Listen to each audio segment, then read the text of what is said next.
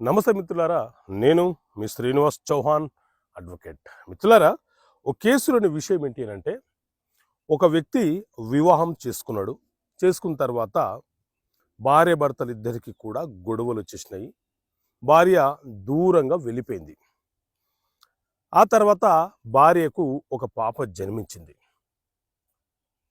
ఇక్కడున్న ఈ భర్త ఏం చేశాడంటే, తనకు ఎవరైతే చూసుకుంటున్నారో, పోషణకు ఎవరైతే భరిస్తున్నారో ఆ వ్యక్తికి తన పేరు మీద ఉన్నటువంటి ఆస్తి వీరునామా రిజిస్ట్రేషన్ చేసేసాడు అని చెప్పి ఈ మెయింటెనెన్స్ చూసిన వ్యక్తి రిజిస్టర్డ్ వీరునామాని రిజిస్ట్రేషన్ చేయించుకున్నాడు. ఆ తర్వాత ఇతను కొంతకాలం తర్వాత చనిపోయినాడు. అతని యొక్క కూతురు ఎవరైతే ఉందో అది మా నాన్నగారి ప్రాపర్టీ, మా నాన్నగారి వీలునామా, అది దొంగ వీలునామా అని చెప్పి కోర్టులో కేసు ఫైల్ చేసింది.